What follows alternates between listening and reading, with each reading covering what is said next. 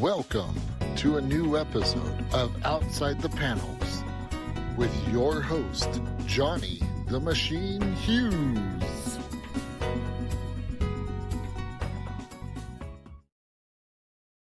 Welcome everyone to an episode of Outside the Panels. I am your host, Johnny the Machine Hughes, getting over the Dolphins getting knocked out of the playoffs and the cold. I'm not quite sure which one's worse. It's the Dolphins, obviously. Still, 2 weeks left to go. Who's going to win the big one? Who knows? We'll find out, I guess. This time around, we have my favorite types of creators. We have returning guests. That's right. Not that I talked to them enough the first time, I'm going to have another go around again second time. Woo! So, without further ado, let me introduce to you writer, artist, co-creators of California Inc. It's the ultra-talented Arthur Ebuen and artist Dave Law. How's it going, gentlemen? It's going well. Thanks for having us. Yeah. Doing all right. Good. Lots of change since last we spoke. I might have been a little less follically challenged now. I have grown up and had a haircut. So, I have not. I didn't know we were doing that yet. That's all right. Dave's rocking it still. Good man. Yeah. I call that bragging with it. Yeah. Cool. So how's things been for you guys? I mean, your second issue's out. You're getting ready to go with the third issue of California Inc. So, man, you must be so pleased with where you're at right now, Arthur. Yeah, we're in a great spot. I think the first time we met you, we were just talking about kickstarting issue 1 and the fact that we're done with issue 2 and already have issue 3 on the horizon to kickstart. I think mid to late March is. We're in a great spot. Dave and I have been having a lot of fun. At least I feel like we have. I'll let Dave speak for himself. We have had fun. Yes, we have. So how's it? Dave's like, no comment. Dave's like, I'm not drawing any more helicopters. That's it. I'm done. No more. Damn you! Don't put a tank in there. So Dave, how's it been working with Arthur, carrying on the great story? Oh, it's been a ton of fun, and it's we've got now enough pages that I think that you start to see this kind of gelling and as you start to kind of realize what each other are expecting and be able to kind of grow in a way that that they'll be excited about. So it's been a ton of fun, like I think Art puts a lot of emotion and acting into his scripts. I was just telling him that a lot of the comics I've worked on and I like working on too it's like there's like something flashy on every page. There's always something like loud, right? Every page is loud. He's got this real dynamic in his script writing that has these real quiet moments that have been refreshingly a challenge to try to create as a storyteller. So it's been a lot of fun. I think the script we've been working on has been a real challenge and but also an exciting challenge. It's interesting you bring that up because a couple of things you mentioned there. Second issue, you're getting to know each other a bit better. You kind of hit that nice, easy kind of ebb and flow of work. I always think it's kind of like second seasons of TV shows. We now know what to expect, so now we can just get on with making great books and stuff. Yeah, definitely. Getting primed for the next challenge down the line. There's a rhythm. I will say this, Arthur, there's a rhythm to the writing, and I agree with Dave massively. I'm reading the book, the preview book he sent over, and I'm waiting for like this big, like, as Dave says, this like la moments, and I'm not going to say there aren't any la moments because there are a couple, but it's the pace, the beat of the story just absolutely, it kind of draws you in. I'm not going to say magnetic, but it is that kind of like, I'm now, what's going on? Who's that? And then 3 pages in, you're like, oh my God. You continue on. So that's a credit, both Arthur to your script and Dave, your pencils for maintaining that movement through the panels and through the page. It is a job well done to you both. Well done. Thank you. Oh, I appreciate that. You're right in that trying to find the rhythm, kind of like music. You don't want to just constantly be dropping beats all the Yeah, time. yeah. The beat gets dropped every 2 seconds is too much. So you got to give time for people to read and breathe. But also, Dave, one of my favorite comments, and I'm sure you notice, I respond to your emails with "That's such a great acting page." You know, like some of the even the most quiet moments. I mean, just a slight head tilt from one frame to the other can really punctuate something. I'm just like, wow, how did you? It's good. Dave's really taken some of that stuff and just really complimenting the heck out of the writing. So I'm blessed with having Dave as a partner on this for sure. Oh, no, thank it's great writing, and I think that's one of the nice things about how we've been doing is it's been a nice what's the word, like collaboration, the risk of sounding too markety, a nice synergy.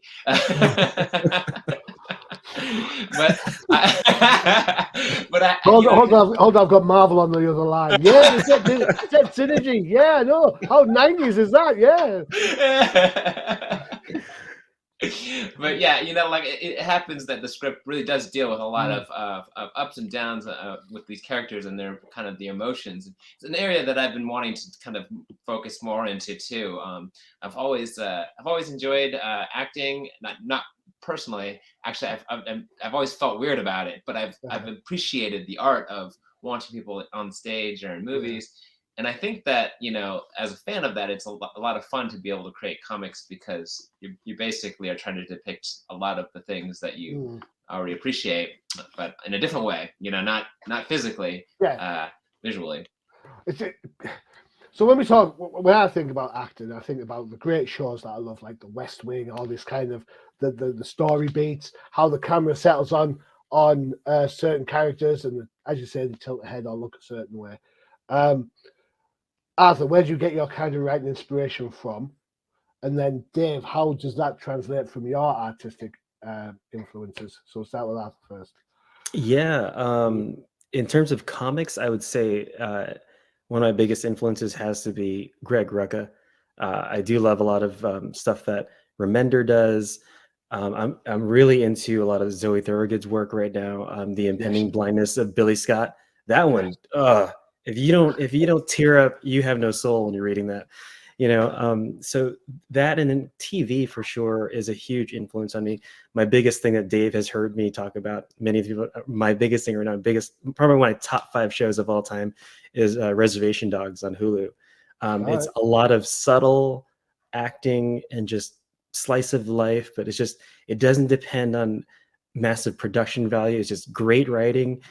As Justin, our editor, said, is no fat. It's just pure writing and great acting working really well together, and just so happens it's directed really well. So a lot of that really influences me, and it's some of the stuff you just see and go, wow, I wish I could have.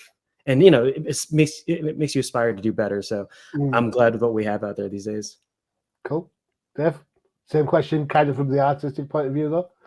Yeah, I think I have a pretty different inspiration that I draw from, which is I think what makes it fun to work with art, because we're coming from different kinds of areas. And for me, I definitely had taken a lot of cues from comic book artists, but just a lot of other art that I've seen too, whether that be like graffiti or even just a lot of like graphic design work in various marketing things and products like that. I find that interesting, and I try to apply it in my storytelling. I think I was reading a book. I don't know if you've read it. It's with Will Eisner and Frank Miller. They're just basically talking about making comic books, and it's just notated what their conversation is. And Will Eisner talks about how he looks at how he approaches each panel like it's like a play, and so he's like he takes the same kinds of things that you think about when you're figuring out a play, and I always kind of like that because it's much more like kind of a minimalist approach to things. Like you have like one kind of item in the foreground or background that kind of represents the whole thing, and so it's kind of important, but putting more weight on smaller things. And in a comic book, it's so much more important than if you were watching a TV or a movie, because movie, it's like, oh look, there's that, blink, gone, next thing. Whereas a comic book, the reader can actually read it oh, hold on a second, let me go back a page. And there's no rhyme or reason to it. You know, if something happens later in the book, you won't ask someone. I find myself flicking back to say, has that really been set up, or is that out of left? Oh, look, Yeah. there, I missed it. Oh, yeah, was that guy actually there in that part? Yeah, Oh, yeah, he was. Look at that. Yeah. Where did that gun come from? Is this Yeah. gun demonic? No. Yeah. Yeah, so I love that. You know, like I've gone with trying to put a lot of detail into something too, to really just paint a really thorough picture of something. But I also have liked the kind of the more minimalistic approach to it as well. And I've this book in particular, I feel like I've gotten to play around with that a lot, with the different kinds of scenes that some where really it's better to try to keep the focus on the acting and just have some representation in it. And yeah, it's been like I said, a lot of fun to try to like do all these kinds of things in this particular story too. I found this issue almost as much of a setup issue as the first issue, to be honest. Because there's like, you start off, and I tell you what, let's get into the book. Let's bring it on and we'll have a flick through. Great cover straight away. Right? Look at that thing. Ooh. Yeah. Well, when Dave sent that over, I was like, what the heck, man? Another just iconic cover like the first one. Oh. Yeah. Some great cover. Thank you. Love the colors as well. So it kind of, there's lots of different things going on. And I don't think it's until about the final third of the book things start to coalesce a little bit, and we kind of get an idea. Arthur, was that kind of the overall goal? Because looking at this book, it reads, at least in the opening acts, it reads slightly different to the last book. Yeah, you actually nailed it on the head earlier. You said this is just as much of a setup for the story as the first one. There's about 3 to 4 storylines happening that intersect later on, and kind of a little bit kind of introduce their intersections here.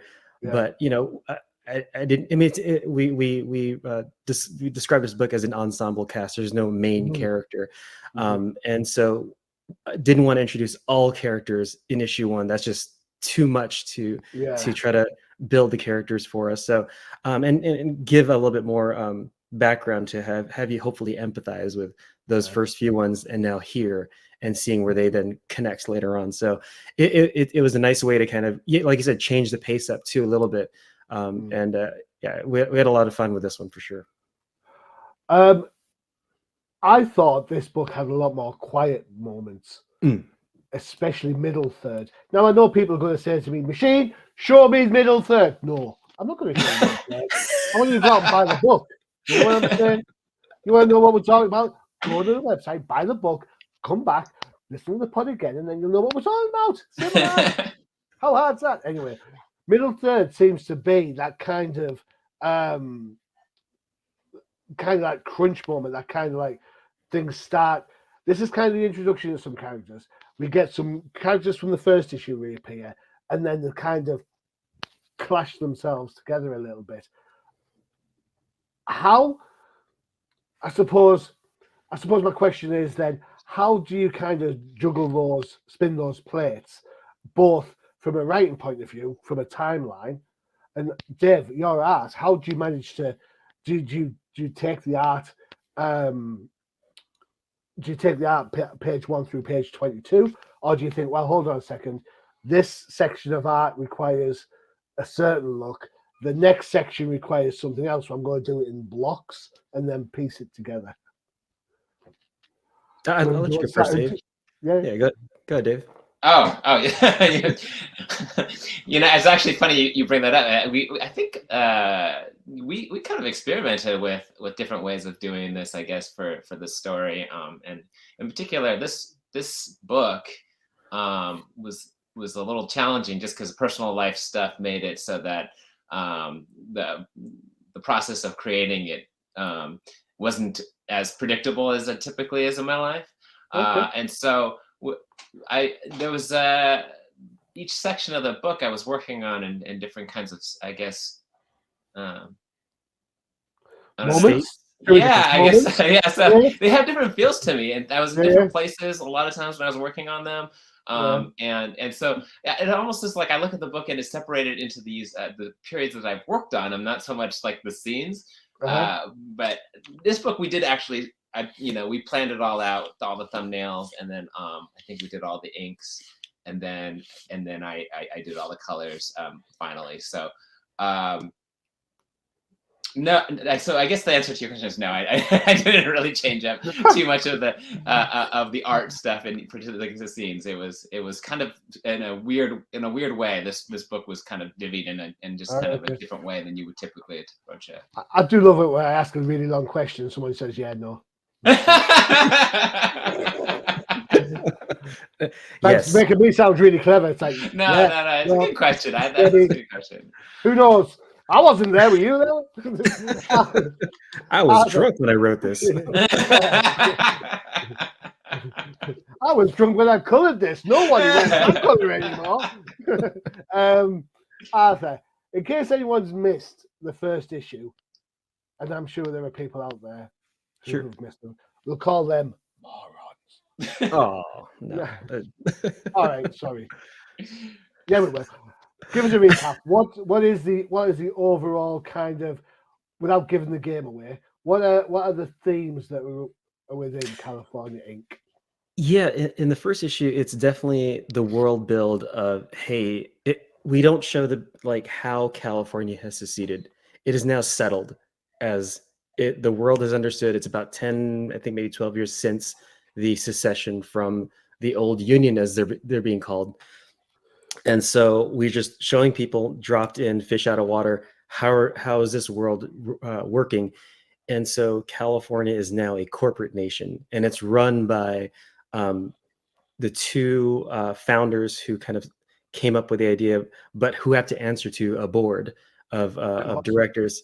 And so that's kind of the internal corporate politics. And then externally, the on boots on the ground, you've got the tension of now the border of Tahoe has been moved over so that it's not split anymore. It's owned by California, and that's now a tension point. So you've got the protection of that border versus and tensions between the old Union and California versus the internal tensions of now these two kind of college best friends who came up with this ideal of a corporate nation, and now their tension is there because one person wants to get a little bit further up the ladder and kind of brown noses his way into getting higher up in the corporate space, and the consequences of that. And then somebody who came in with rose-colored glasses as maybe an intern and joined up within the military to help build this new nation, and questioning her initial intent versus where she is now, and kind of seeing herself maybe as a corporate sellout.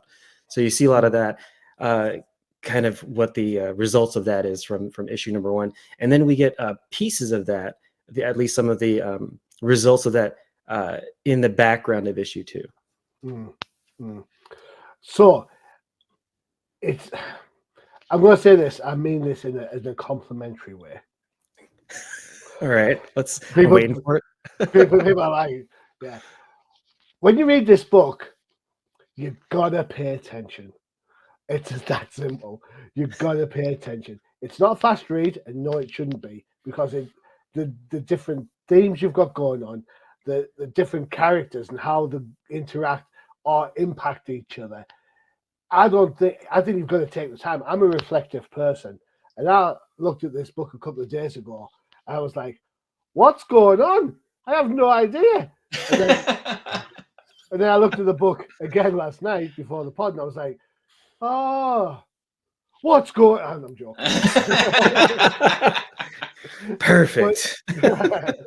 But that's exactly how it should be. It's a book, I think, where once you've got issue 2, you need to go back, read issue 1, and then digest the whole thing again. Because I think there's nuances in there between the writing and between the pace. What I will say, there's also consistency. Dave, you do a great job with the corporate characters. Yeah, as soon as book 2 I came across, I was like, Oh, I know who they are. I see you. OCP, I got you. I could Robocop add reference, everyone. I could add another layer of complications for you that's separate from the story. Dave threw in a few Easter eggs in issue 2. Has nothing to do with the story, but fans of a very large, popular animated show that he and I are connected with, he inserted into scenes of issue 2. Have nothing to do with the story. That's purely for him, and I caught it. And he's like, "Ooh, you caught it!" So now we're wondering if anybody else will see it. It's definitely not hidden, but it's partially subtle. If it makes any sense. I'm trying to Google what Dave's done animation-wise. Oh no. There's a huge hint. There's only 2 shows I've worked on as an animator. Oh, yeah. we're going to go for a quick break whilst I get Google sorted. All right, see if we can find out. My association is not that I ever worked on it. It's just that I'm a huge nerd fan of it forever. So, yeah. All right, so I'm going to need a little bit of time to do that. So whilst I'm doing that, I need about a minute and a bit to go. So time for one of our funky adverts for one of our other shows. You know what? It's a new year. She was feeling under the weather when we tried to do the Definitive Crusade earlier this week. So my cold remedy to you, Freya. That's right. K-Pop Cosmos. Check it out.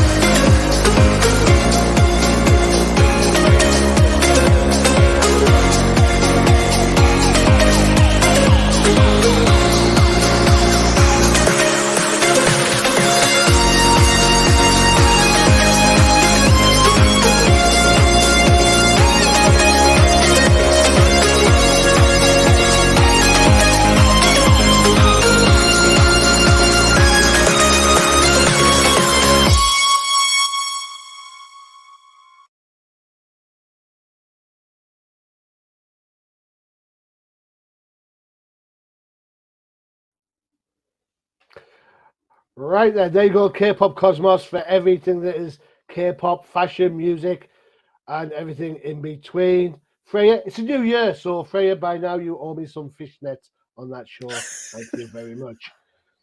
It's a thing. It's a thing. Trust me. It's a Zatanna thing. Yeah?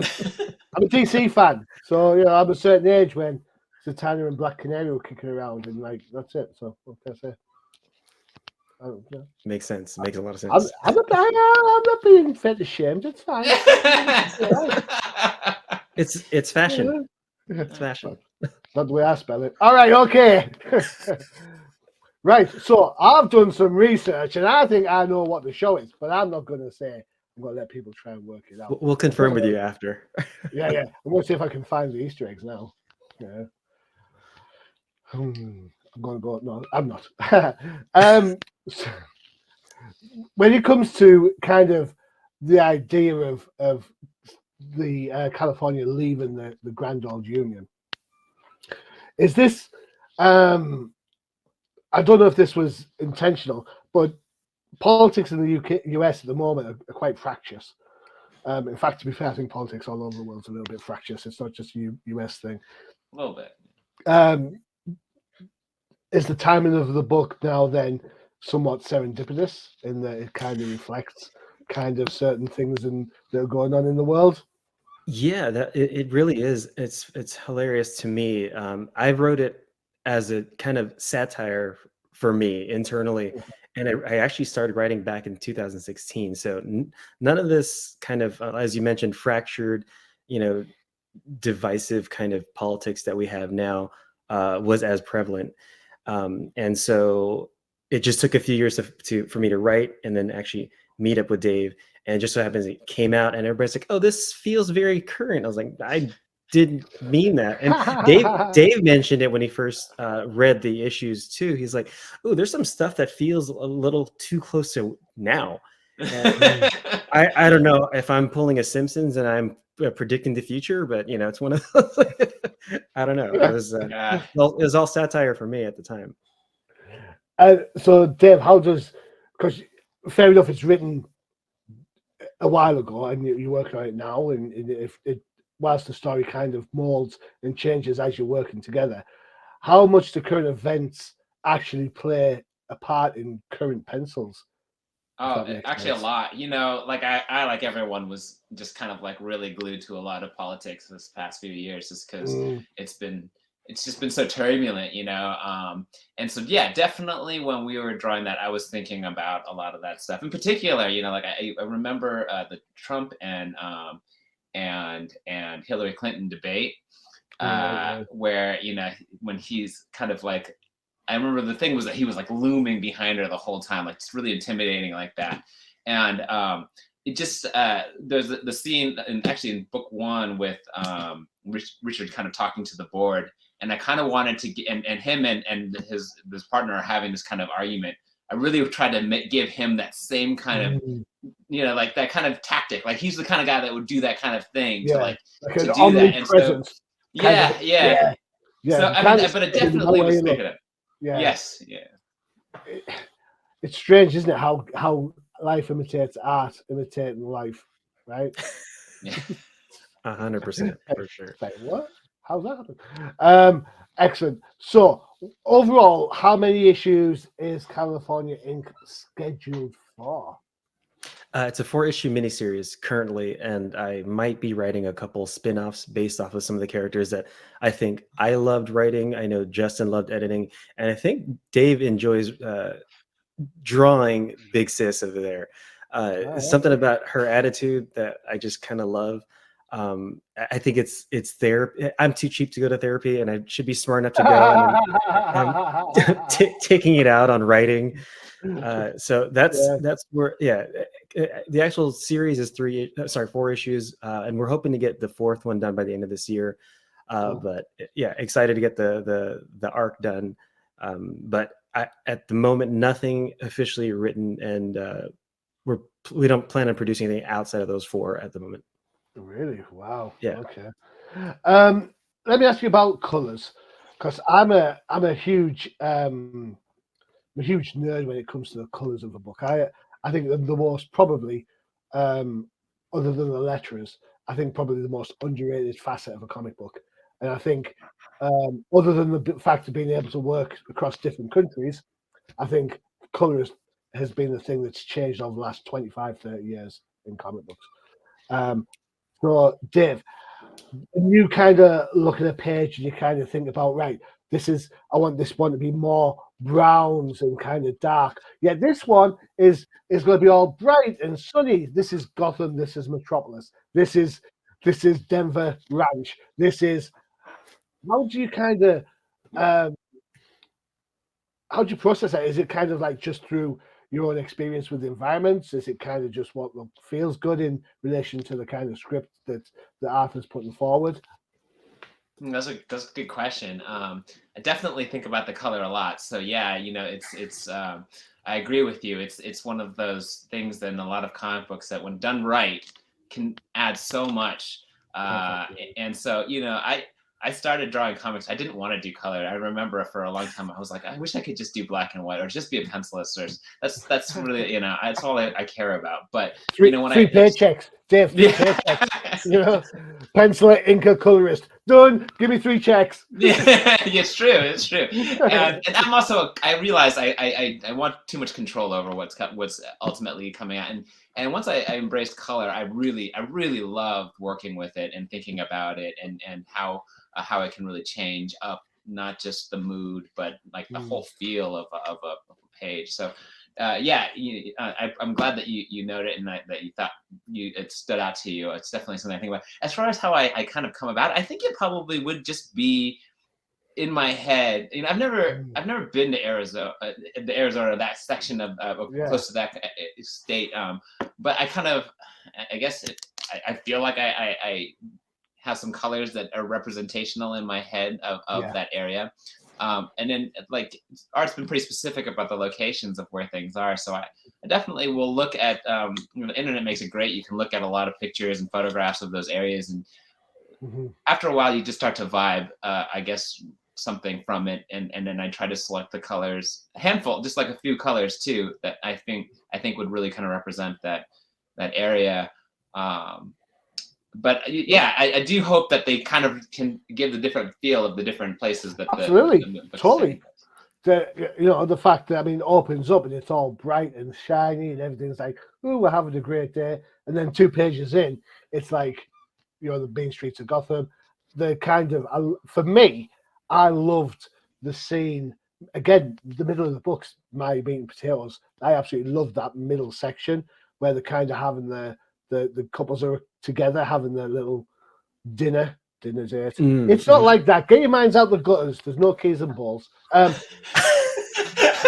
So I like that kind of that image. I like that whole section of the book, and I think the colors represent that it's a homely house. It's lived in. It has that air of family about it, which I think helps ground the book a little bit, as opposed to not just being all about the pseudo politics of the boardroom versus the kind of militaristic aspects that appear later on. I think that's the heart and soul of the book, that middle section.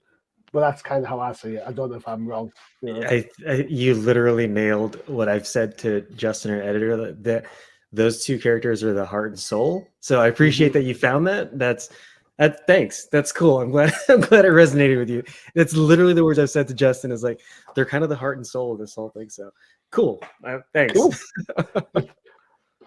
It just shows I read the book, right? No, it means it came out. So it's a good thing. It works really well. Before we have a look at the your website where people can get the book, I just want to have a quick look at one more page. This page is a little bit further on in the book, but it came with the preview pack, so hopefully it's all right to show. If not, the edit's coming out. Sorry if you missed a glitch. The matrix getting. Here we go. This is kind of the thing I was kind of talking about, in that you've gone from that kind of cityscape, you've gone from the family abode. I'm not telling you where you are in this, but again, the style changes, and it becomes a more clinical approach, a clinical aesthetic. Was that something that you both were aiming for this scene? For me, this was kind of complementing the struggle that Lil Bro has, being in the shadow of his older sister. And and it's kind of a moment where he's trying to do his thing, and she comes in and it's just the authority figure in the family who just can't be wrong, who always who just has to always give their opinion about something, and he's just not just can you just stop, can you just not? And it's good for me. It was important to show that back and forth, because it does play an important part later on in the story. And as you said, you're too cheap for therapy. I've got it. There's that. I wonder where this is coming from. But so to your point about the change in the feel too, I wanted to draw a distinctive difference between the where they were before and that vibe, and then where they are just moments later now, and how business has changed, and not just in the tone of what they're talking about, but in the setting too. Cool. It literally shows the depth. Get it? Depth of. I think it's going to be edited out, but the depth of where their involvement is it's kind of a nice reveal, at least I think. If that's a joke, I guess we're just going to have to bunker down and live with it.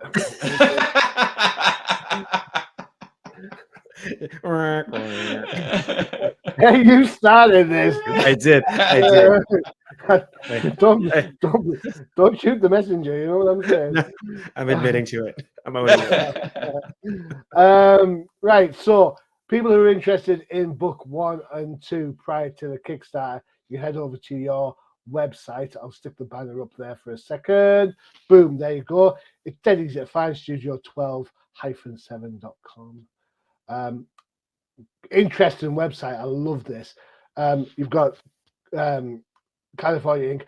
I loved it. I still love this cover with the Right? young lady with the rifle. I still think that's one of my favorite covers for thank sure. And then you've got all the variants and stuff going on there that you can purchase. Oh, look at that badge! I get a badge. Which one do I like? How having so many different kind of products on there, it means obviously that you're gearing up to hit cons, right? So I have it down that Arthur, California Ink's heading to Emerald City. Is that right? That's correct. Emerald City Comic Con, end of February, beginning of March. It's my first time going, and then also our first time as a book appearing there. So really pumped, excited. I heard it's an amazing show. It's kind of a bucket list show. I know Dave's been there. He's sang its praises, so I'm excited. Unfortunately, he will not be joining me. I think it's mostly because we're still fighting in person. This is the first we've talked in weeks, but you know. Okay, yeah. See, this is what happens when you send that email, Arthur, that says, please redo panel 4, page 7. Right. I mean, the notes stop making my script suck. I don't know. It just or was that my script that sucked? I don't know. And Dave, if you're missing out on Emerald, you're heading over to WonderCon. Yes, yeah. And that's on the 29th of March. Yes, Ish. yeah. That weekend, yeah. Ish, yeah. Yeah. I'm sorry, I said 29th of March and I forgot. For our American friends, that's March 29th. That's right. We do things. Yeah. Metric versus. Yeah. Hey, I'm an American football fan. I'm still talking yards. You know, it doesn't work the same when you say first down and 3.2 meters. I prefer if we move to metric. I'm okay with that. Oh my God. And this is why leaving the union is a good thing. All right, okay. Wait, maybe that gets started in issue 3 of the book. Have we talked about whether California is metric or standard? We haven't. I don't think we haven't. I don't think they would though. I don't think they'd go metric. You think they might?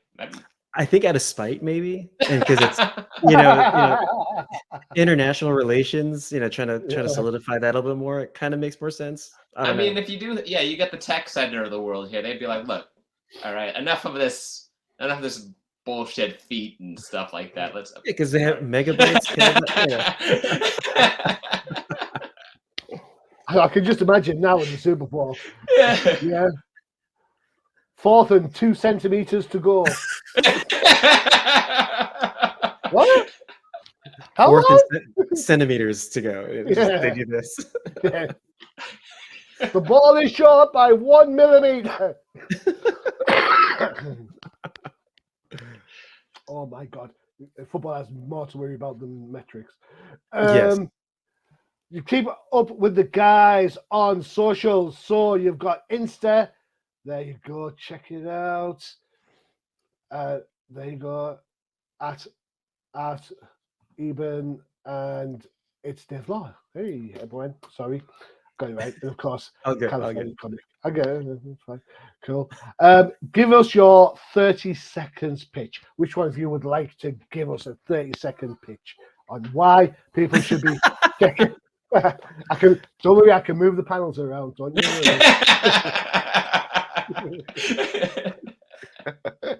Go on, Alan. I could do the standard one that we do every convention, Dave. So standard. You've come on the show. You're giving me standard. All right. No, it's memorized. But I'll give you a little bit more on that. So in the near future, California has seceded and is now a corporate country with factions infighting to form their ideal of what this new nation should be. It's for fans of people who have seen or liked Succession and maybe even Showtime's Homeland, a little bit of both. Yeah, so think about that. If you're an employee of California, you're actually, I'm sorry, and a resident of California, technically an employee of California. So thinking about people who have lived here well beyond before the Union took it. So, and that's Big Sis and Little Bro over there, and that storyline as well. Cool. Excited to explore those with you all. Anything to add, Dave? Oh yeah, like if I would, I think that's a great explanation. I think that there is a great human story underneath all of that geopolitical stuff, and I think that's really what my favorite thing of the story is too. Is all the human interactions. There's in each of the, he said there's about 4 just kind of intertwining storylines. Mm-hmm. Each one has these characters, just like really amazing depth that art has written into them, and what their experience would be like given this scenario that actually isn't too far away from what could potentially happen. Maybe not with California, but in some way. And I think he has a really great way of thinking about it from a human's perspective and just like a personal perspective of the different kinds of people involved. So I love that it has this in this kind of overarching huge story that's happening mixed with these personal experiences. It's kind of like this is the big world, and this is how these people are interacting and trying to survive it. Yes, 100%. Yes, correct. Excellent. Again, proof I've read the book. All right. If you are interested in issue 1 and 2, and you should be because it's fantastic, head over there to studio12-7.com. You'll be able to order books, the badges, and look at the various covers that you've got kicking around. I mentioned already you've got the socials there for Instagram. Follow any of those for Arthur, the book, and Dave. What more could you want? Kickstarter 3 starts mid to end March. Is that right? Correct. Excellent. So really, now's the best time. If you get ahead of the game now and you get issue 1 and 2, you'll have it read and digested in time for pledging for issue 3. What more could you want? Talk about serendipity. It's right there for you. There you go. Arthur, Dave, it's been absolutely fantastic having you on the show again. Thank you so much for spending the time. I really do appreciate it. Thanks for having us, Johnny. Always a pleasure. Thank you again, Johnny. Appreciate you. Yeah, appreciate you. Book looks great. Reads fantastic. Thank you so much for sharing. It's great. Cool. That's it for another show. Don't forget to check out the UCPN for all your favorite shows. You saw the trailer for it earlier, the monthly K-Pop Cosmos. And if you like comics of a certain vintage, don't forget to check out the Old Timers Comic Book Show, where the hosts aren't old, but the comics most certainly are. 25 years plus, man. Go check it out if you're a history buff. Not that I know anyone who's on it. Gentlemen, it's been an absolute pleasure. Thank you so much. Really do appreciate it. Thanks, you're welcome. I've been your host, Johnny Machine Hughes, and as always, adios. Visit undercovercapes.com for the latest and greatest podcasts via the Undercover Capes Podcast Network. Also visit our parent company website, comiccrusaders.com, all about comic pop culture.